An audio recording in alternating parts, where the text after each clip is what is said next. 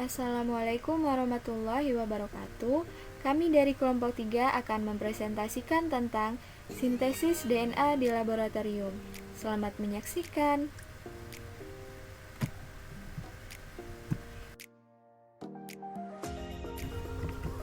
Kelompok 3 dengan anggota Afifah Nabila Mutik, Al-Huda Fidyati Fazira, Aluni Anzalna, Alia Ikanur Afifah, Chori Rafika.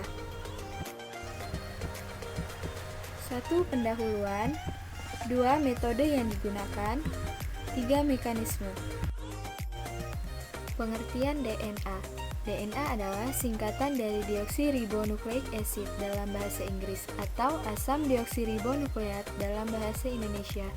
Merupakan suatu asam nukleat yang menyimpan semua informasi biologis yang unik dan berbeda dari setiap makhluk hidup dan beberapa virus. Komponen DNA. DNA tersusun atas 3 komponen utama, yaitu sebagai berikut. 1. Gula deoksiribosa. 2. Basa nitrogen. 3. Gugus fosfat. Basa nitrogen yang terdapat di dalam DNA itu ada 4 loh teman-teman. Yang pertama ada adenin, yang kedua guanin, yang ketiga sitosin, dan yang keempat adalah timin. Adapun penggunaan sintesis DNA. 1. Cloning. 2. Site direct mutagenesis. Dan yang ketiga diagnosis dan deteksi kerusakan gen sebelum melahirkan. Ternyata sintesis DNA bisa dilakukan di laboratorium loh. Bagaimana ya caranya? Yuk kita simak.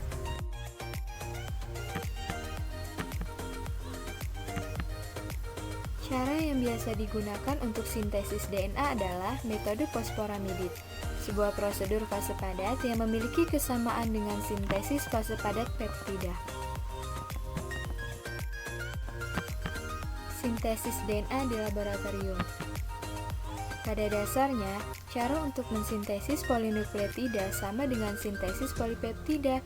Nukleotida yang tidak diinginkan secara fungsional harus diproteksi, kemudian nukleotida dipasangkan. Selanjutnya, gugus yang memproteksi nukleotida harus dihilangkan agar pasangan nukleotida yang lain dapat berikatan.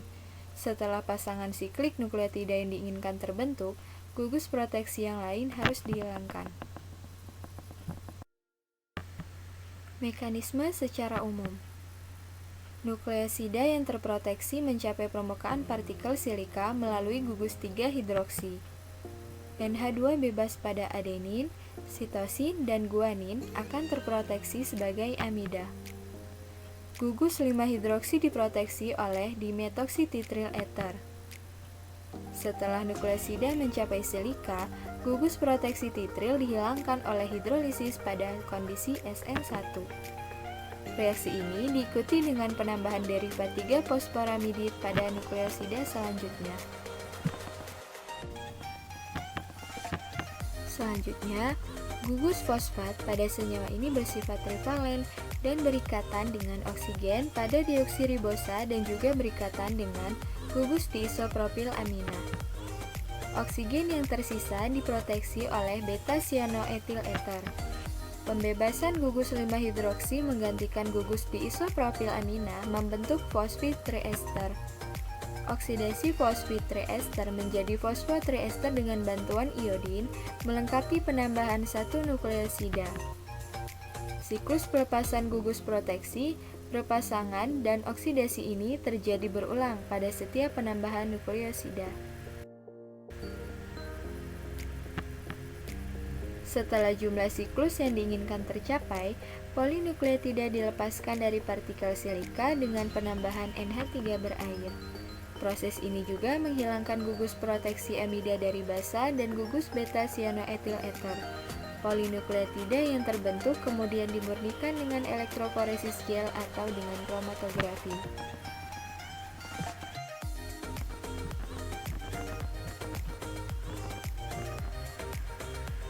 Nukleosida yang pertama mencapai permukaan silika melalui gugus 3 hidroksinya. Hal ini juga akan memproteksi gugus 3 hidroksi. Gugus NH2 pada adenin dan sitosin akan terproteksi sebagai benzamida, dan gugus NH2 pada guanin akan terproteksi sebagai isobutanamida. Gugus 5 hidroksi diproteksi oleh dimetoksititril ether atau DNTR. 1. Asam dikloroasetat encer digunakan untuk menghilangkan gugus dimetoksititril dalam reaksi SN1.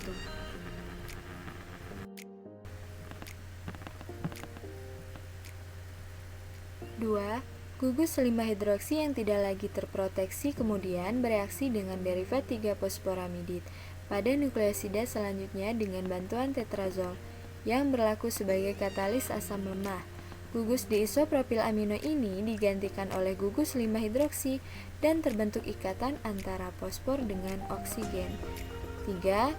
Iodin digunakan untuk mengoksidasi fosfid triester menjadi fosfotriester.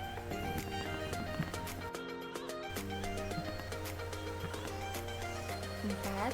Asam dikloroasetat digunakan untuk menghilangkan gugus proteksi DNTR pada gugus 5 hidroksi dari nukleosida yang kedua. Pada saat ini, nukleosida yang ketiga bisa ditambahkan, dan siklus ini terjadi berulang.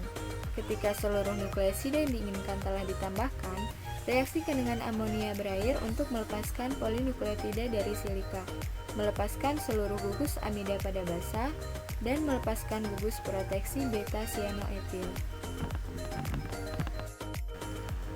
Terima kasih teman-teman telah menyaksikan video dari kami yang berjudul Sintesis DNA di Laboratorium, dan semoga bermanfaat. Wassalamualaikum warahmatullahi wabarakatuh.